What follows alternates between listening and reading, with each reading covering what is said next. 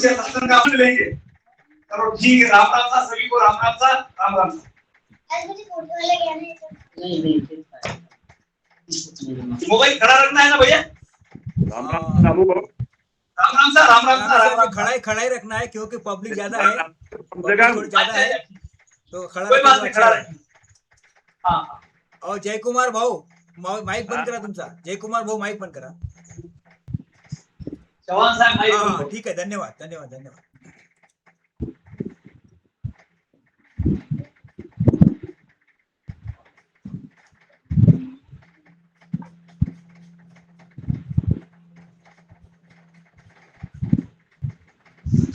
आज 20 लोग जुड़े थे आरती में, 20 लोग। ठीक है, हाँ ठीक है, ठीक है।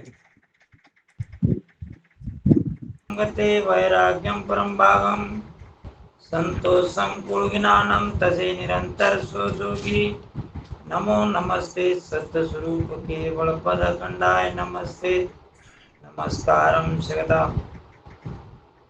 ध्यान मूलम गुरुमूर्ति पूजा मूलम गुरुपदम मंत्र मूलम गुरुर्वाक्ये मोक्ष मूलम गिरिकृपा। भक्ति भक्त भगवंत गुरु चतुर्नाम बपुए जिनके पद रस पर सदा नासत वीडने। प्रथम वंदन गुरुदेव जी जिनकियो नाम तत्सा। द्वितीय वंदन राम जी जा मेटा ब्रह्म विकार। तृतीय वंदन सब संत जन अनंत कोट जन सार। जाके पद रस पर सदा हंस उतर जाए बार। शरणों सदगुरु दयाल को मुखे हृदय हरिनाम।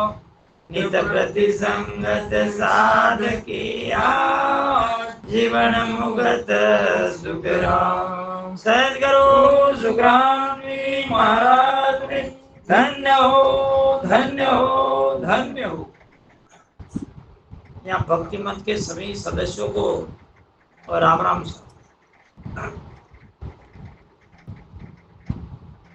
देखिए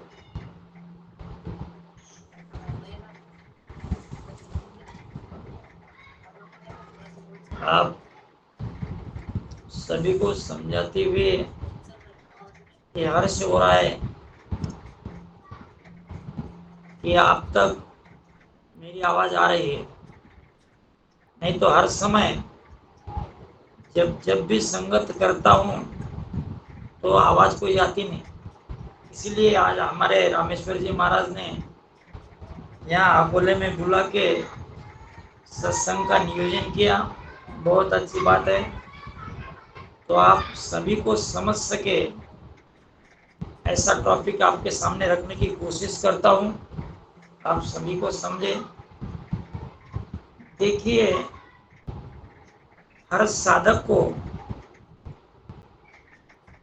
यह उद्देश्य ध्यान में आना चाहिए कि भक्ति करते समय क्या करना है क्या नहीं। जब महाराज ने उपदेश दिया है तो वो उपदेश का आप सभी ने फॉलो करना चाहिए। अगर शाखे पुनलिया दोहा रेखाएं ये सब मिलके सबके ऊपर विचार करके आप सभी को रहना चाहिए और उसी माफिक अनुसरण भी करना चाहिए। ये बात जरूरी है। और उसी माफिक आप सभी को ध्यान भी करना चाहिए। इस ध्यान के लिए तो आपका भक्ति मंच खड़ा है। मुझे तो लगता है कि भक्ति मंच ये सब मंचों से एक अलग बात है, क्योंकि साधक को इसमें ध्यान करने की सहायता मिलती है। मन एक जगह बिठाने की सहायता होती है, क्योंकि शाम के समय सत्संग प्रवचन होता है और यही सत्संग प्रवचन के आधार से हर साधक सुबह के समय में ध्यान करता है। यही उपदेश ध्यान में लेके आज सभी के सामने महाराज का उपदेश को अंग जो है वो आपके सामने लेने की कोशिश करता हूं। ठीक है। चार पर धंधो करे सांझ हताया जाए, झूठी जोड़ा छेड़ कर बदबाद कहे नर आए, बदबाद कहे नर आए, पचे सूतो घर जाई, होए सपना में जीव पड़े दो जग के माई, सुख रामदास गुरुदेव बिन यू नर गोता खाए, चार पर धंधो करे सांझ हताया जाए। महाराज यहाँ पर फरमाते हैं ये समय जो है किसानों के काम के दिन है, तो हर इंसान अपने काम में रहता ही है। तो चार प्रहर धंधो करे, चार प्रहर जो है दिन के, वो महाराज ने बताया है कि धंधे के लिए सुबह से धन निकलने से तो शाम दिन डूबे तक, इस समय में सबको काम करना है। और काम इंसान का एक तरह का नहीं है। कोई किसान है तो कोई सरकारी नौकर है, तो कोई प्राइवेट जॉब में है, तो कोई अलग तरह का काम करता है। ये चार पर धंधा करते समय हर साधक को यह देखना चाहिए कि मैं जो काम करता हूं वो काम ईमानदारी से है या बेईमानी से चालू है। चाहे वो शेतकरी रहो, चाहे किसान रहो, चाहे काम करने वाला रहो, लेकिन उसको ये दोनों बातें ध्यान में रखते हुए करना चाहिए, करते रहना चाहिए। सांझ हताया जाए, यानी शाम को जब काम हो गया, दिन ढल गया, दिन ढलने के बाद हर साधक घर पे जाता है। जब घर पे जाता है तो होता क्या है, यही उपदेश आपको ध्यान में रखना है। शाम को समय जब साधक घर पे जाएगा तो पहले बात यही करेगा, झूठी जोड़ा छेड़कर, यानी झूठी बातें। क्या अभी झूठी बातें क्या है भाई? हर दिन काम करते समय काम में भी बातें हैं और घर आने पर वो भी बातें झूठी है। वो क्या करता है देखिए, सुना कोई नहीं ना? मीराबाई ने पद में कहा है, बाया सण तो सही, बाया सण तो सही, और राम गुरु देव जी ने बुलगी कही, घर में बाता बाहर बाता बहता पानी जाता। ये बातें शाम को भी है, दिन में है, रात को है, हर समय बातें ही बातें है। ये बाता तारी कभी न छूटे पड़े जमारी लाता। और शाम जब वो घर पे आता है, किसान दिन भर काम करने के बाद थक जाता है, और थकने के बाद जब वो सांझ हताए पे आता है, यानी शाम जहाँ जाना है हताए यानी अपने घर पे जाता है, तो घर पे जाने के बाद उसे एक बात करनी चाहिए, वो किसी उपदेश की बात या सत्संग की बात तो नहीं करेगा। वो दिन भर में जो भी उसके साथ काम किया हुआ है उसके बारे में वो बोलेगा। और यही झूठी बात है, झूठ बात है संसार की। संसार में जितनी भी बात आप करोगे तो सब बातें झूठी है। क्यों? काम जिस लिए कर रहे हो तो पैसा के लिए कर रहे हो। और ये पैसा, जब इंसान काम करेगा तो पैसा आएगा। जब पैसा आ गया, ये पैसा जो कमाने वाला है, जो काम करने वाला है, वो पैसा कमाता है, लेकिन वो जो कमाने वाला वही यहाँ रहता नहीं। उसका समय आने पर वो यहाँ से निकल जाता है, इसलिए वो झूठा है। और वो जो जिसके लिए पैसा कमाता है वो भी झूठा है। इसलिए महाराज ने कहा है कि झूठी जोड़ा छेड़ कर, यानी झूठी बातें को छेड़छाड़ करता है। और ये बातें छोड़ दो, बद बात कहे न राय, बातें तो बड़े बड़ा के करता है। कबीरदास जी महाराज ने कहा है, बड़ी बड़ाई ना करे, इतनी बड़ी बातें मत करो, क्योंकि बातें बड़ा बड़ा के बोले तो देखिए, अगर बात निकल गई किसानों की, तो एक साधक कहता है कि मैंने आज एक सांप को देखा है, तो बातें बड़ा बड़ा के ये तो छोटा सा सांप देखा है कहने वाले ने, लेकिन उसके बाद 10 लोग बोल देते हैं मैंने सांप देखा 15-20 फुट का। इतनी बड़ा की बातें चला देते, बातें होती नहीं, बातें खलास होती नहीं। इसलिए बदबात कहे न रहा है, बदबात कहे न रहा है। किस तरह से बातें होती है? पचे सूतो घर जाई, जब वो शाम को, क्योंकि महाराज तो ग्रामीण इलाकों में रहते थे, तो महाराज ने उसका जो अनुभव लिखा है देश के ऊपर, तो ग्रामीण इलाकों के ऊपर भी लिखा है। जब शाम के समय ये बड़ी बड़ी बातें, यानी एक बड़े चौक के ऊपर बातें कर देते हैं, 10-15 जने बैठ जाते हैं और बातें कर देते हैं। और वो बात होने के बाद जब शाम को, जब रात के समय वो घर सोने के लिए जाता है, पचे सुतो घर जाई, वही सपने में जीव पड़े दो जग के माई। फिर जो साधक है, घर पे जाने के बाद घर सोने के लिए जाता है, तो घर में जब नींद में आता है तो सपना पड़ता है उसको दो जग का यानी 84 में जाने का। सुखराम दास गुरुदेव बिन यूनर गोता का है।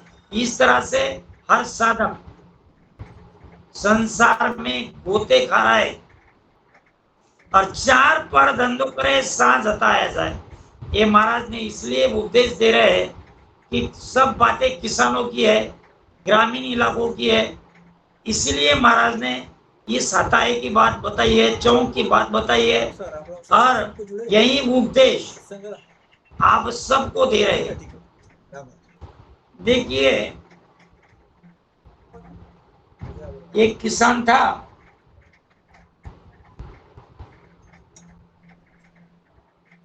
और जब वो खेत में किसानी का काम करने के लिए जाता था, तो हर समय में उसका खेत, कोई अनाज ज्यादा उपज नहीं आती थी उसके खेत में। तो जब अनाज नहीं उपज आता तो वो किसान नाराज हो जाता था। तो उस खेत के बीच में से एक नाला था, और उस नाले में एक मच्छियां पकड़ने वाला मच्छी मार आता था। तो कभी उसका झोला भरा हुआ दिखता था उस किसान को। जब झोला भरा हुआ दिखता था तो किसान बहुत पश्चाताप करता था, अरे मैं 12 महीने लगातार इस खेती में काम करता हूँ, तो मुझे कोई उपज नहीं होती है, और ये मच्छीमार दिन में ज्यादा से ज्यादा 2 घंटे काम करता है, तो इसका झोला भर जाता है, मेरा कभी झोला भरता ही नहीं। उस किसान को लगा चलो मैं भी इसका धंधा अपना लूं। तो उस किसान ने वो मच्छी मार का धंधा अपना लिया। जब मच्छी मार का धंधा अपनाया, जब वो हर नाले में मच्छियां पकड़ने को जाता तो कोई उसका झोला भरता ही नहीं। लेकिन जब मच्छियां पकड़ने को जाता, जब उसका झोला नहीं भरता था, तो उस नदी के किनारे, हर नदी के किनारे उसको ये अच्छे कपड़े पहने हुए साधु लोग दिखाई देते थे और वो बड़े आराम के साथ नदी के किनारे झाड़ के छांव में सोते हुए दिखते थे। किसान को लगा मेरे खेत में कोई मेरा खेत अच्छी उपज नहीं देता था, तो मैंने मच्छी मार को देखा। मच्छी मार का झोला भरा हुआ रहता था और मैंने मच्छी मार का धंधा अपनाया, तो मुझे मेरा झोला भरा हुआ नहीं दिखा। उसे लगा इससे तो अच्छा ये साधु लोगों का काम है। सुबह के टाइम में किसी गांव में जाके मांग के लाने का और झोला भरने का, खा लेने का और छाव के तले सो जाने का, इससे तो ये बहुत अच्छी बात है। तो उसने वो अपना के देखा। जब उस साधु का धंधा अपनाया, तो साधु का धंधा अपनाते समय राजा के यहाँ पर चोरी हुई उसी दिन। किस दिन? इस किसान ने जिस दिन सोचा कि मैं भी ये धंधा अपना लूं साधु का, उसी दिन राजा के यहाँ चोरी हुई और चोर को पकड़ के ला, उसे इनाम दूंगा, इस तरह से राजा ने कहा। और जब नदी के किनारे साधु को देखा, तो ये साधु ये किसान बड़ा तगड़ा था। इस तगड़े किसान को पकड़ लिया और जब पकड़ लिया तो राजा के पास ले गए।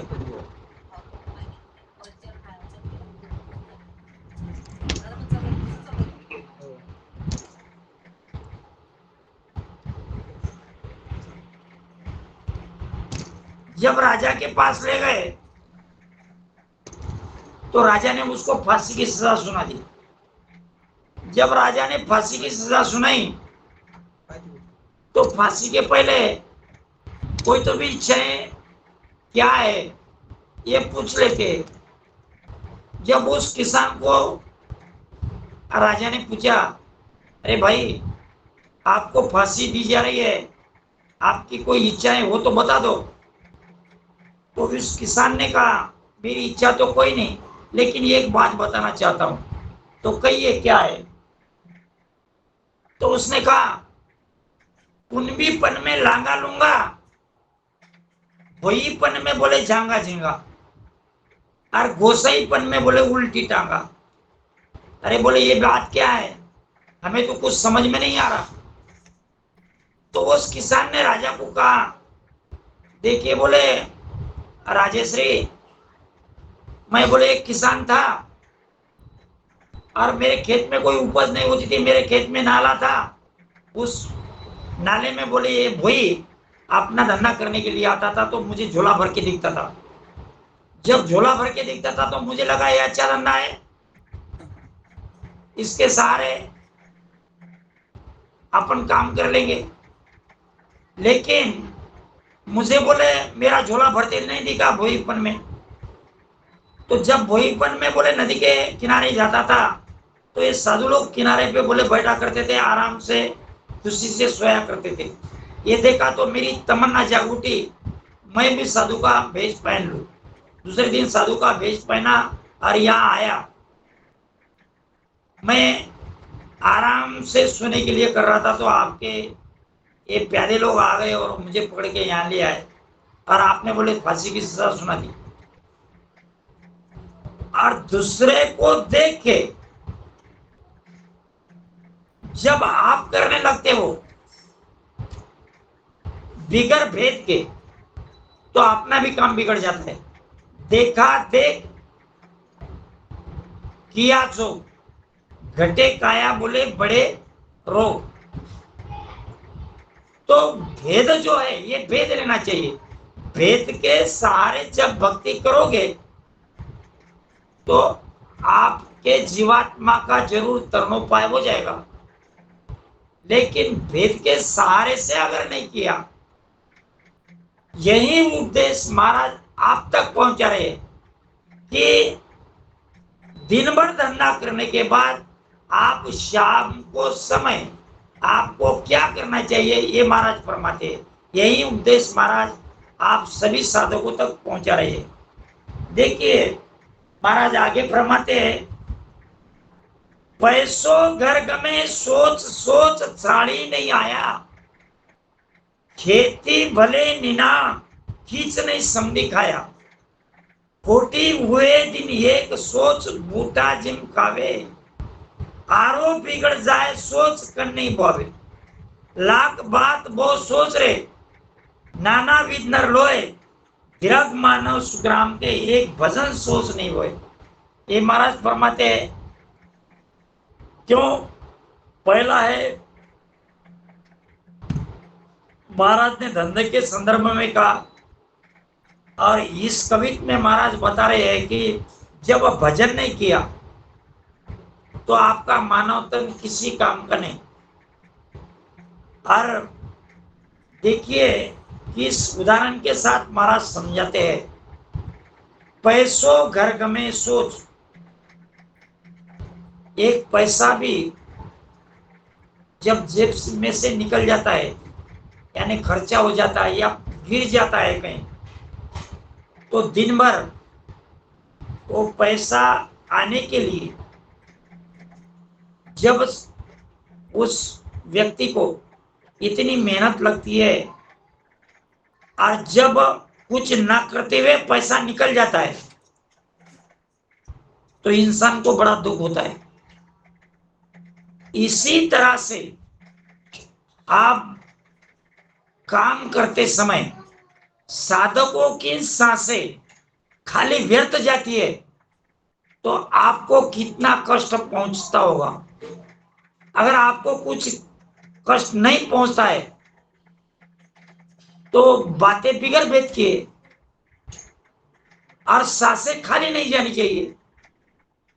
जिस तरह से पैसा का आपके पास से गया तो आपको दुख हुआ,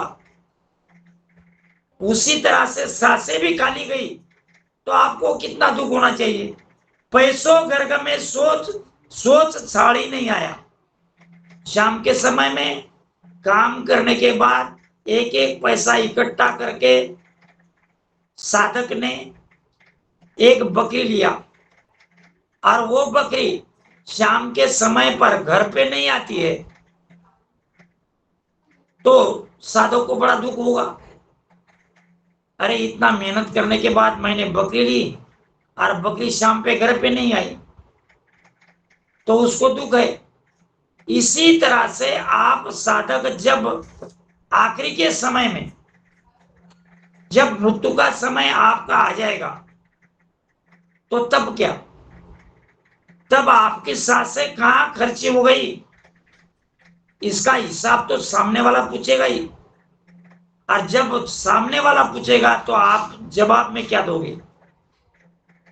इसीलिए इस भक्ति मंच की जो स्थापना हुई है बहुत अच्छी तरह से हुई है, क्योंकि शाम का जो 2 घंटे का समय है उस 2 घंटे में हर साधक की सांसें इसी में खर्चा होगी और सुबह के 2-3 घंटे इसी में लगन के साथ उसी लीव के साथ खर्चा होती रहेगी। यानी 5 घंटे लगातार आपकी सांसें भक्ति में लगी रहेगी। ये तो भक्ति मंच का मान लो उपकार है। इस तरह से साधक की सांसें खर्चे होनी चाहिए। जिस तरह से साधक की बकरी घर पे नहीं आई तो उसको दुख है, तो उसी तरह से दुख इस साधक को सांसें खर्ची करने में होनी चाहिए। खेती भले निना खींच समनी नहीं खाया।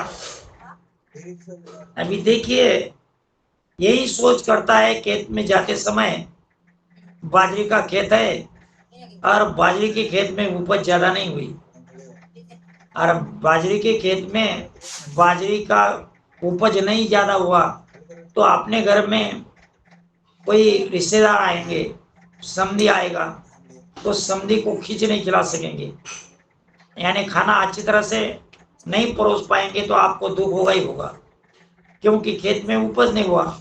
इसी तरह से आपके खेत में, यानी ये शरीर रूपी क्षेत्र है। देखिए गीता में एक बात है, क्षेत्रज्ञ विभागीय, गीता का एक भाग है, एक अध्याय है, उसमें लिखा है क्षेत्र। क्षेत्र बोले तो अपना शरीर एक क्षेत्र है। आज इस शरीर रूपी क्षेत्र में सांसें अपनी क्या है? सांसें अपनी उपज है। आपको इसी उपज के सारे अगला जन्म प्राप्त करना है, यही उपज है अपनी। ये सांसें किसमें खर्चा होती है? देखिए सांसें कहाँ कहाँ खर्च किस तरह से होती है, एक बात शास्त्र की बताता हूं। बेसद 12 चलत 18 सोवत जावे 30, और मैथुन करता 1000 जावे, क्यों ना मरे जल्दी। देखिए सांसें कहाँ किस तरह से खर्चा हो रही है, कहाँ बैठना चाहिए, कहाँ नहीं बैठना चाहिए, किससे बोलना चाहिए, किससे नहीं बोलना चाहिए। आप इस समय 2 घंटे जो मन लगाकर सुन रहे हो, तो आपकी सांसें किस में जा रही है? सुनने में। बेसद 12, यानी यहां बैठे हो लेकिन सांसें खर्चा नहीं हो रही, क्यों कि यहां सांसें उतनी खर्चा नहीं होती है। अभी खाली बैठे हो, खाली बैठे हो तो सांसें खर्चा उतनी ही होगी, कितनी? 12 ही होगी। बेसद 12 चलत 18, चलने में सांसें ज्यादा खर्चा होती है, और सोवत जावे 30, और जब सोते समय, देखिए सोने के बाद एक अवस्था बदल जाती है। जो अवस्थाएं हैं 4, हर इंसान के पास 4 अवस्थाएं होती है। एक है पहली अवस्था जागरूक। जागरूक अवस्था में साधक कुछ भी पा सकता है, कुछ भी बोले तो मन माने सो पा सकता है। वो बोले मैं स्वर्ग पा सकता हूं तो पा सकता है, मोक्ष को जाने की तैयारी है तो वो मोक्ष भी मिल सकता है, और उसको 84 पाना है तो वो 84 भी मिला सकता है। ये जागृत अवस्था है। और जब स्वप्न अवस्था आती है तो वो नींद की अवस्था है। उस अवस्था में साधक की सांसें बढ़ती है।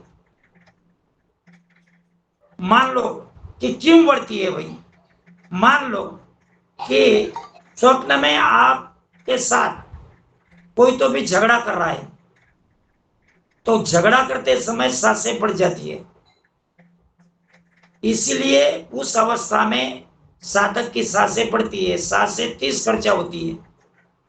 और मैथुन करता 1000 जावे, क्यों न मरे जल्दी। मैथुन करते समय 1000 सांसें खर्चा होती है, और आपकी सांस यहाँ पर भक्ति करते समय, भक्ति में दृढ़ता लाते समय आपकी सांसें कम खर्चा होती है। इसीलिए वो जो कासव है, कासव की सांसें कम खर्चा होती है। कछुआ तो उसकी उम्र सबसे ज्यादा है। कछुए की उम्र 3 से साल की है। तो सांसें कम खर्चा किसमें होगी, यही देखना है। आप वो पुराण पढ़ रहे हो वाणी जी के समय, तो सांसें कम खर्चा होगी। सांसें देखिए कि 6 सासा की एक पल एक घड़ी पल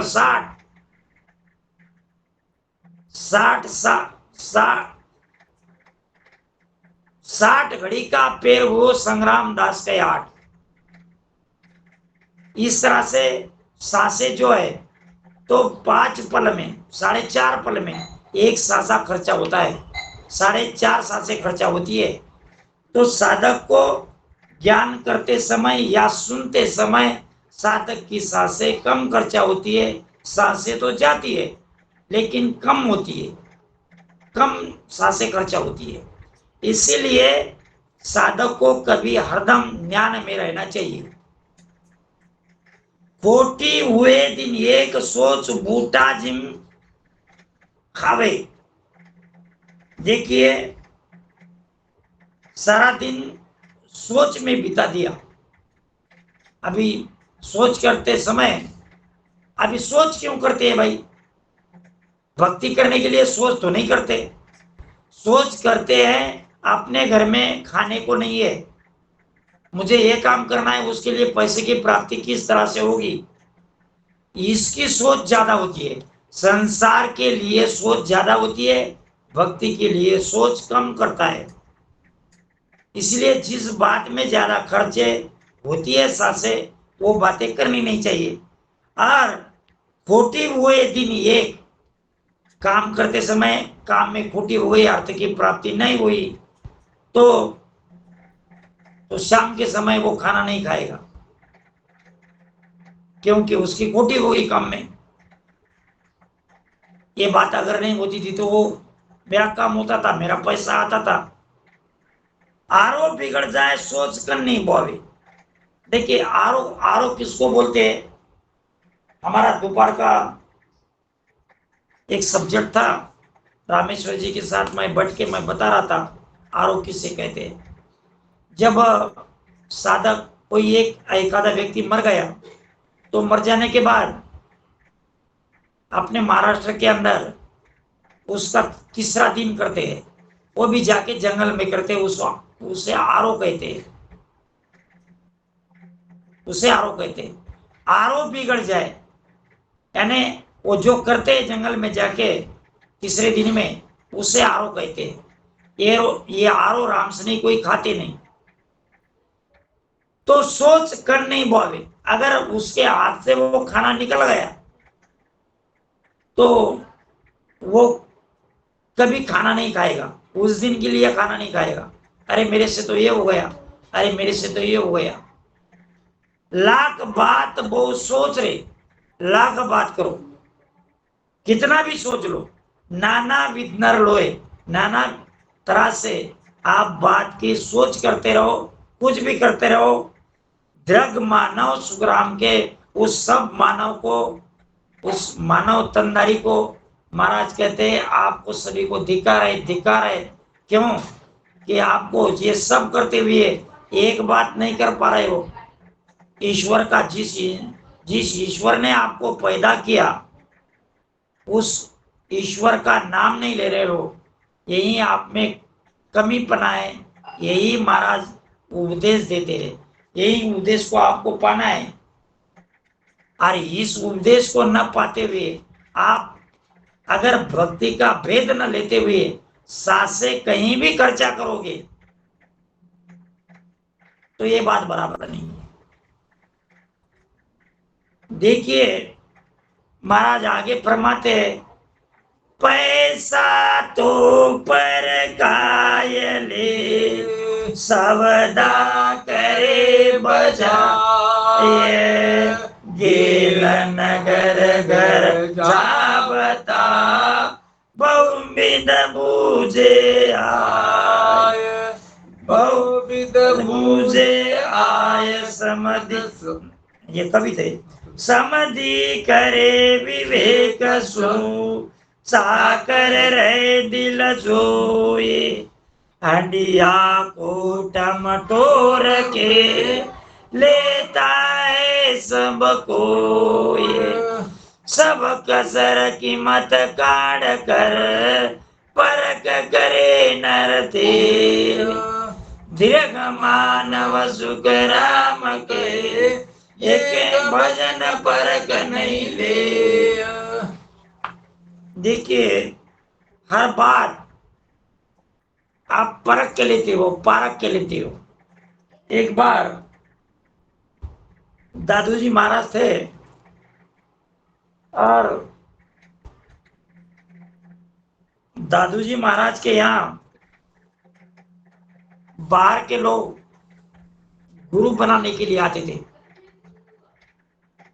जब गुरु बनाने के लिए आते थे तो दादू जी महाराज को कोई काम था, वो बाहर निकले।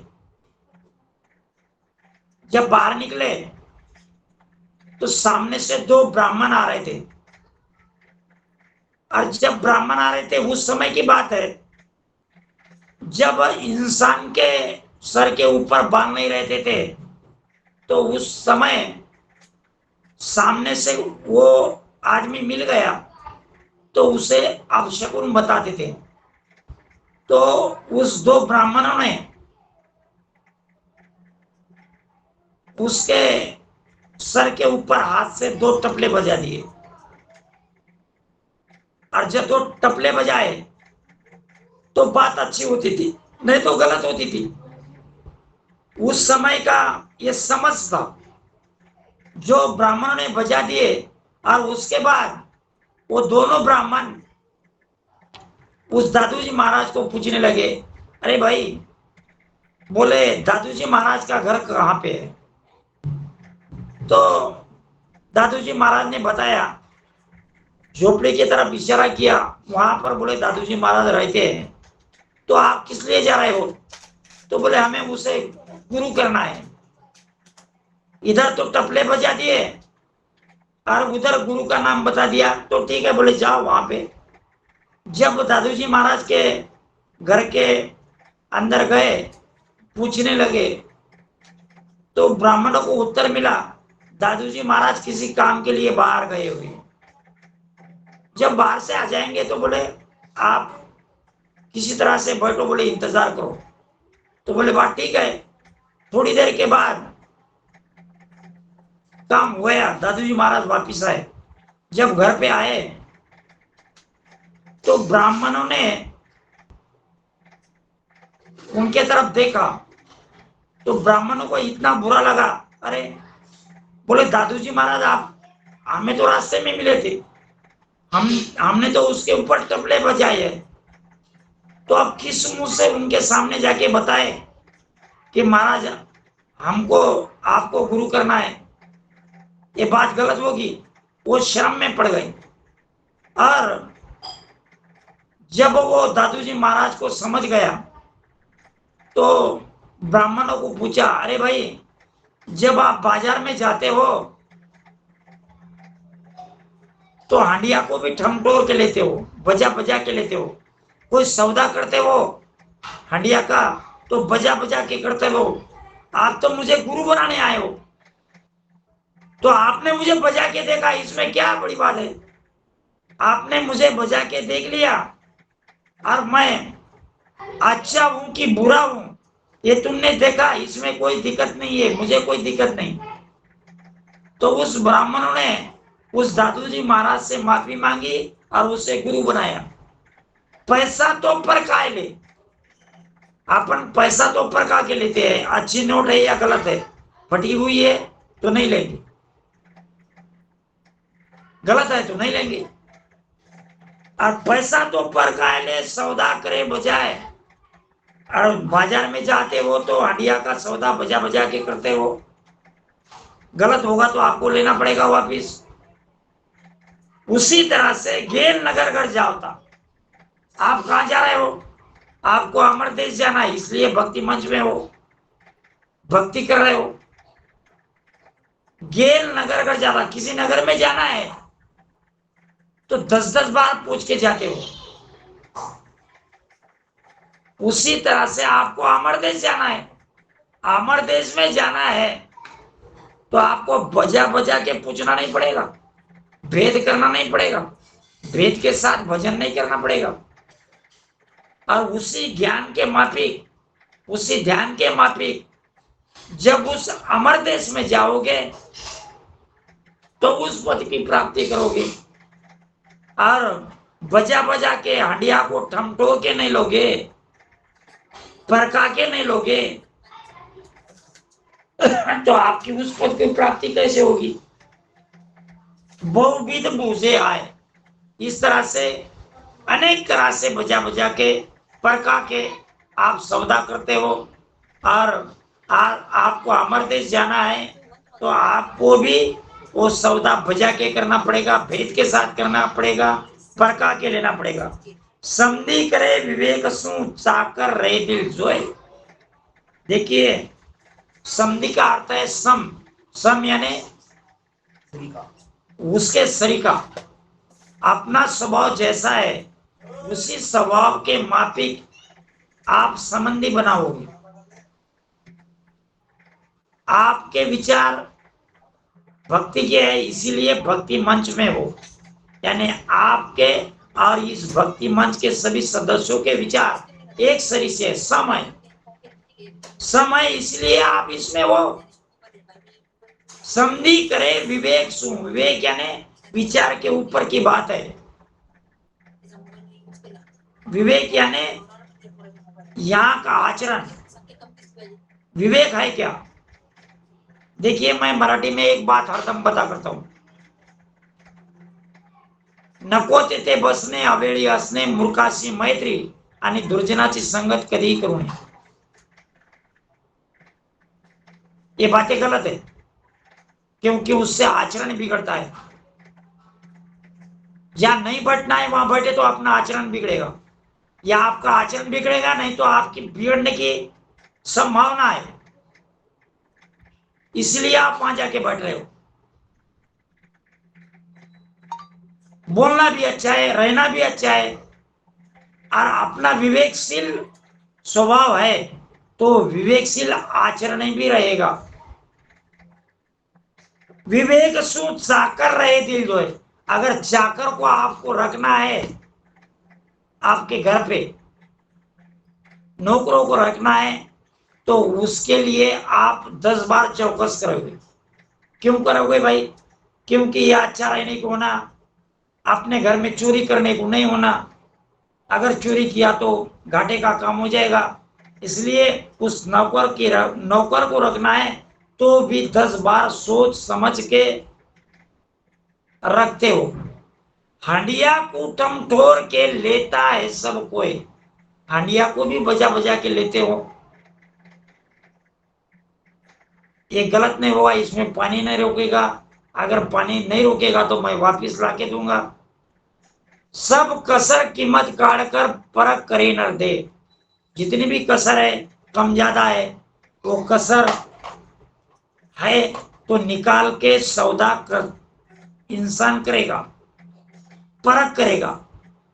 उसी परख के साथ इंसान को भजन भी करना चाहिए, ज्ञान भी करना चाहिए, ज्ञान के सहारे रहना भी चाहिए। दृढ़ मानव सुखराम के एक भजन परख नहीं ले, और उनको धिक्कार है उस मानव को।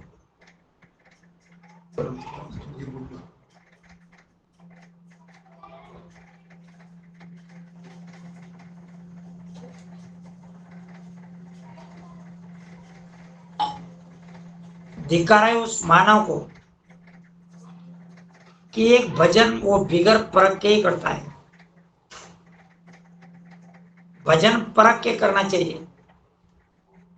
देखिए बापूजी है, अगर आपका भजन बराबर नहीं हो रहा है तो आपकी त्रुटियां उनके सामने रखनी चाहिए। आपका भजन किस तरह से हो रहा है ये भजन देखना चाहिए,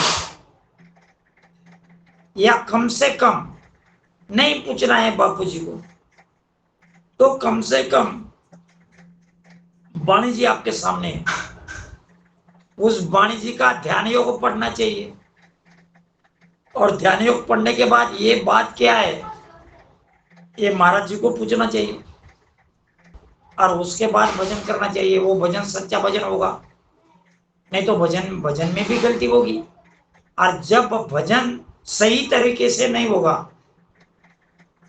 तो उस पद की आपको प्राप्ति नहीं होगी। आपको तो पद पाना है, आपको तो मोक्ष में जाने का है, और मोक्ष इतनी बात तो सादी नहीं है।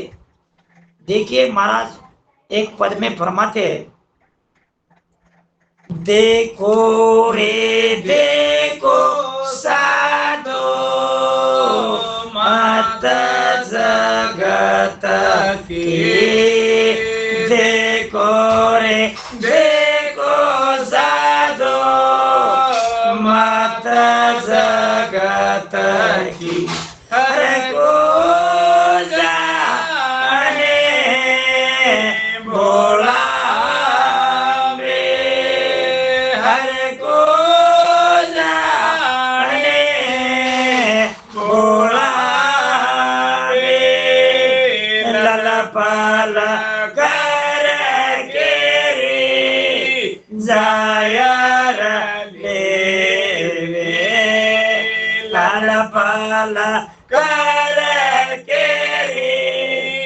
जायर लेवे ऐसा ज्ञानी गिलावे ऐसा ज्ञानी गिलावे। महाराज फरमाते हैं, देखिए देखो रे देखो साधु मत जगत की। अपने सारी दुनिया की मत ऐसी बन गई है। कैसी मती बन गई? हर को जाने भोला पे। भगवान शंकर को बोलते हैं लोग, क्या बोलते हैं?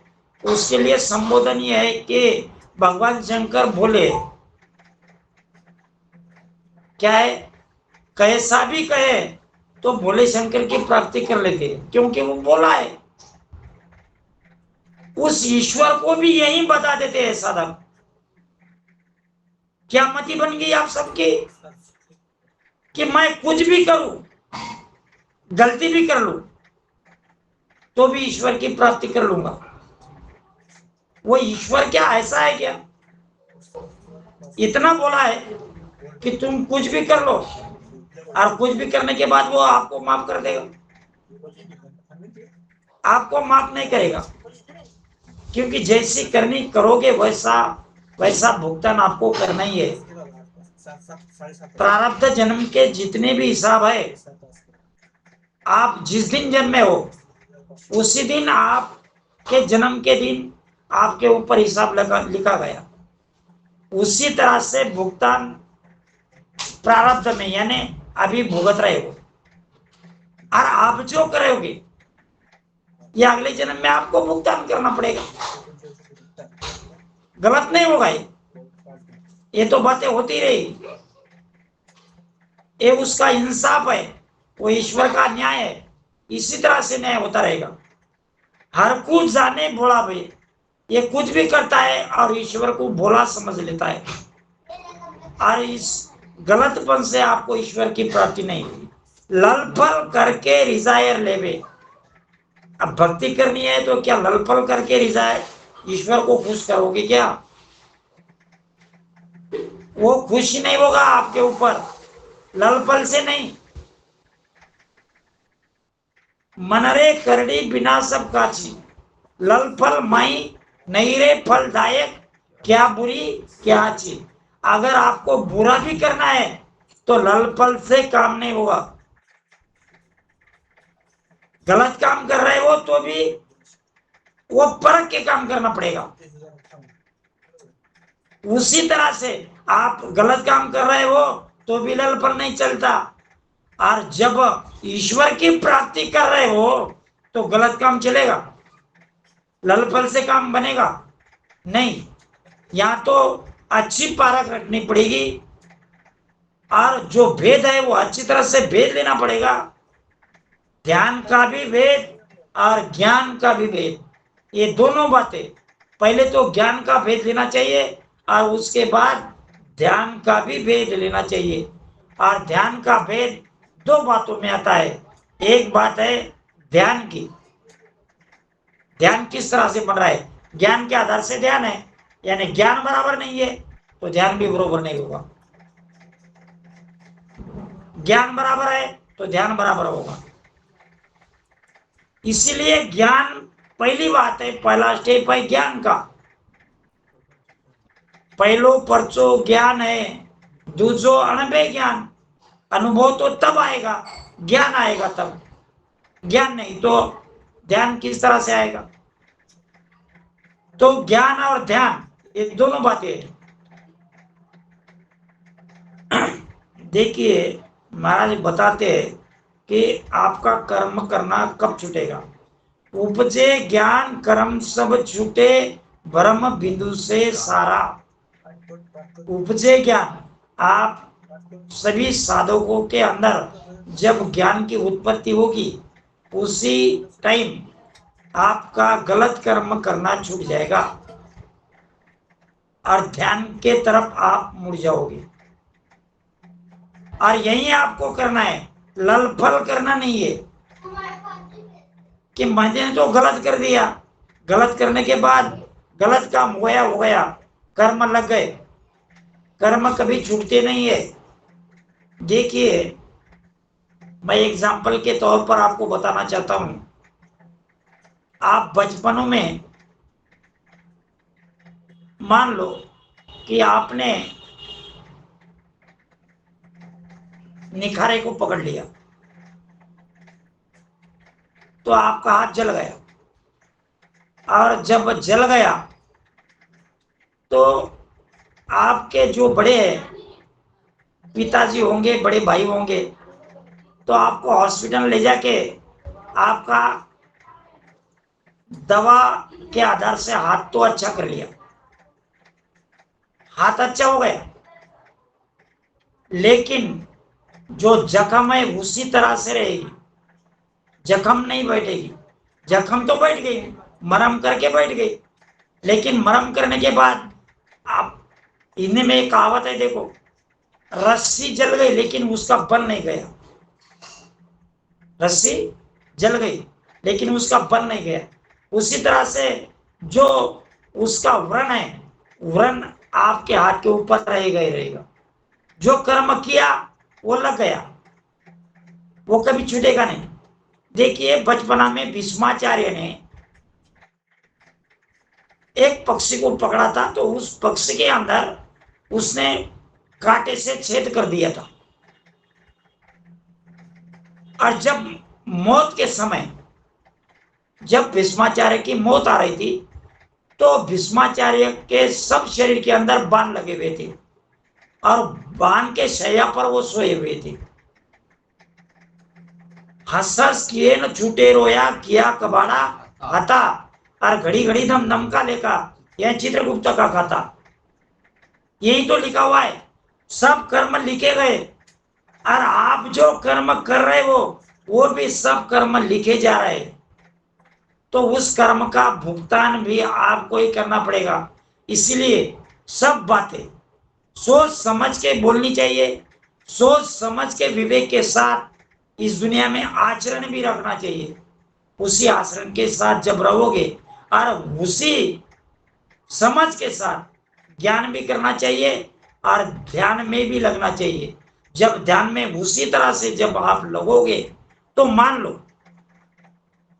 आपका अमर देश क्लियर है, आपका जाना भी क्लियर है, क्योंकि दोनों बातें, ज्ञान भी आ गया और ध्यान भी आ गया। और ज्ञान और ध्यान दोनों बातें जब आएगी साधक के अंदर, तो वो भेद के साथ, पारक के साथ, मान लो उसी देश में आपको आपको पद की प्राप्ति होगी होगी। ठीक है, आगे महाराज बताते हैं, नकटी बूची मांगताय की बात सुनावे, वो विधवे आदि न दौड़वा के घर जावे, गाव पटेली लेन बवत सु कानर दीनी, नात पात के काज बांध जर भी सिर लीनी, या बातारे वासते सब नर झूंझा जाए, या सरवर सुख राम के हरि गुरु है कण माए। नकटी बूची मांग, देखिए जी, नकटी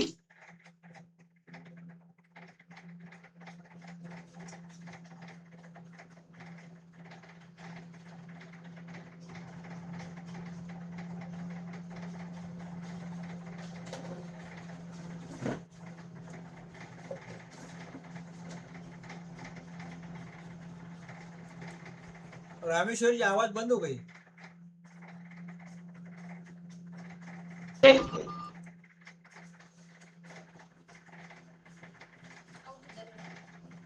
परत जोड़।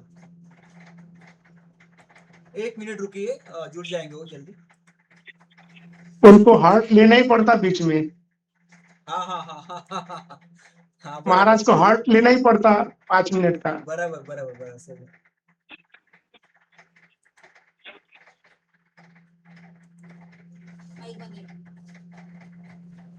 रामेश्वर जी माइक बंद है, माइक बंद है, माइक चालू करो, ते माइक चालू कुर्सिंग करो। हॅलो कुर्सिंग महाराज आणि ये श्यामराव माळंगी वाले ये बार बार फोन कर रहे हैं, इस वजह से वो कट जा रहा। तुम्हाला सांगितलं मी ते ऍप वापरा ना। हाँ चलो। नकटी बूची मांग ताए की बात सुनावे। हर इंसान अपनी बात अच्छी हो या मेरे ही बात को माननी चाहिए, इसलिए प्रयत्न करता रहता है, हरदम वही करता रहेगा। गलत होगा तो भी बोलेगा नहीं मेरी बात ये सच्ची है, मैं गलत नहीं करता, मेरी बात क्लियर है, गलत रहने के बाद बोलेगा। इसी तरह से गलत लोग जो बात है तो वह अपनी बात मानते रहते हैं। वो भी वे आदीन दौड़ वाके कर जावे।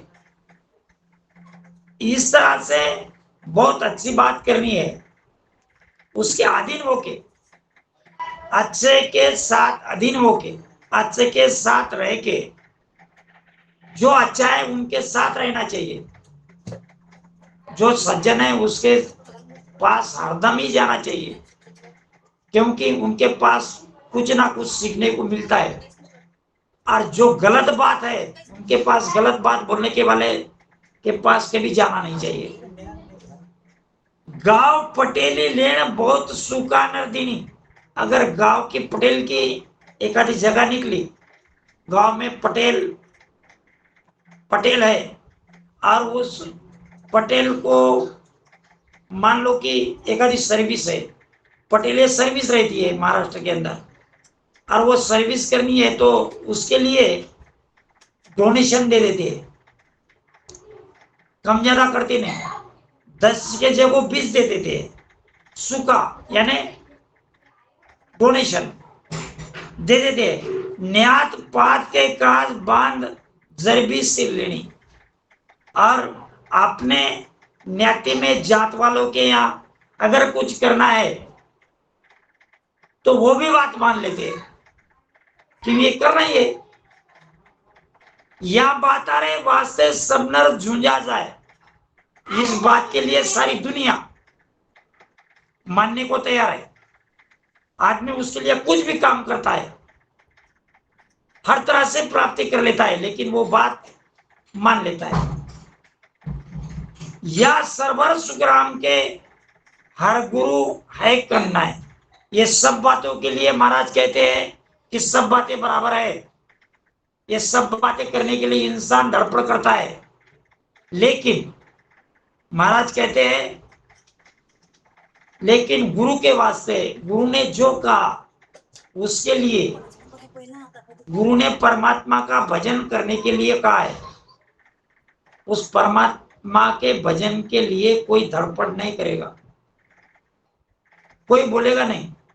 देखिए मंच है अपना, सभी सुबह के समय में, ये तो ज्ञान की बात है, लेकिन ध्यान के समय में मैं हरदम देखता हूं 15 या 20, 6 से लेकर तो 20 तक, आज तक मैंने देखा है 6 से लेकर 20 तक की मां जुड़े हुए रहते हैं कि भाई ज्ञान में ज्यादा और ध्यान में कम। ज्ञान भी उसी तरह और ध्यान भी उसी तरह करना चाहिए। मान लो कि उसी समय में आपको ध्यान की लग गई, एक ज्ञान का शब्द लगा है तो ध्यान का भी शब्द लग जाएगा। तो ध्यान करते समय भक्ति मंच के ऊपर ये भी ध्यान रखना चाहिए कि ध्यान के समय में सुबह के समय में आना ही चाहिए। तो इसी तरह मैं वाणी जी को समय सारणी के अनुसार वाणी जी को यहाँ पर ही विराम देता हूँ। सदगुरु सुखराम जी महाराज ने भिन्न हो भिन्न हो भिन्न हो। राम राम। Ram Ram sir, Ram Ram sir.